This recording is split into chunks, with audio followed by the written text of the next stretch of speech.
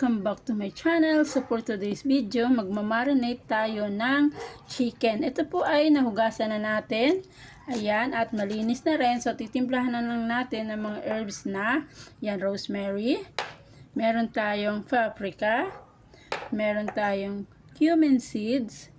At siyempre, meron tayong soy sauce, Silver Swan. Meron tayong star anise. Ayan. Meron tayong lemon. And then, meron tayong dill seeds. Lahat ng seeds. Nutmeg. Ayan. So, ayan. Magmamarinate na tayo. At meron din pala tayo yan. Garlic granated. Ayan. So, mag-umpisa na tayo mga momshi. Toyo na muna ang ating nilagay.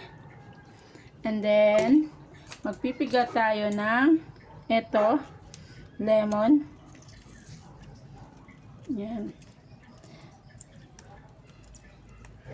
Yan. Easy lang siya mga mamshi. Bababad lang natin siya for overnight. Yan. So, ito pa lang ating garlic na tumigas na. So, bababad natin yan para lumambot din. At maglagay tayo ng star anise. 2 star anise lang. Yung pampalasa lang sa atin. At itong ating cumin seeds. Ala. Ayan. Nilagay lang natin. Kahit madami, masarap yan pag maraming spices. Rosemary leaves. Ayan. At saka, siyempre, ang ating paprika. Yan. Yan, paprika. At maglagay na rin tayo ng nutmeg. Ayan. Lahat ng spices, ilalagay natin. At ang last natin ilalagay, itong ating dill seeds. So, ayan. Ayan siya. So, ayan. Let mash. Imamash na natin siya. So, ayan.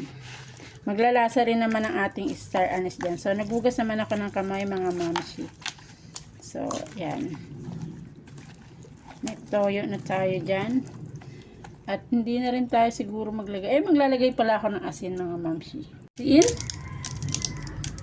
Maglagay din pala tayo ng black pepper.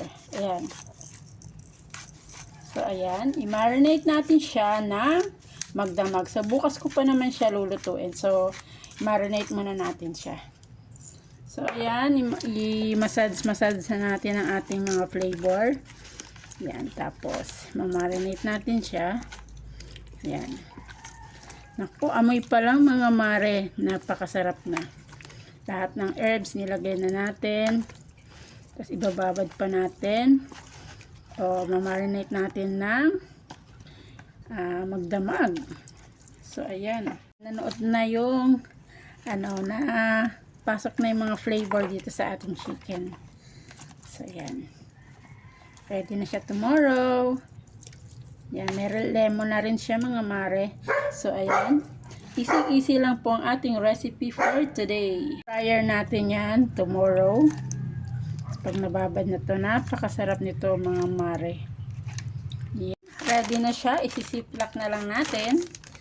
At ready na siya for tomorrow. So, ayan. Babad na po natin ng overnight. So, ready na natin siya sa ating air fryer. Ready na natin sa air fryer. Siset natin siya ng 180 degree tapos 30 minutes. Ayan. So, ayan. Wait tayo ng 30 minutes and then babaligtad na rin natin ulit. Mare, wow. Yan na siya. Wow, ang bango. Ang bango niya, guys. Ayan. Balik natin.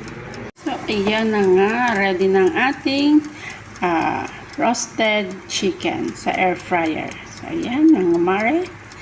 Ready to eat na tayo. Ayan, ready to eat na ang ating chicken roasted sa air fryer. Less oil. Ayan po. Sana po ay nag-enjoy kayo sa aking video. Kung bago ka pa lang po sa channel ko, don't forget to like, share, and subscribe. Maraming salamat po. Thank you for watching. Magandang buhay. Bye-bye.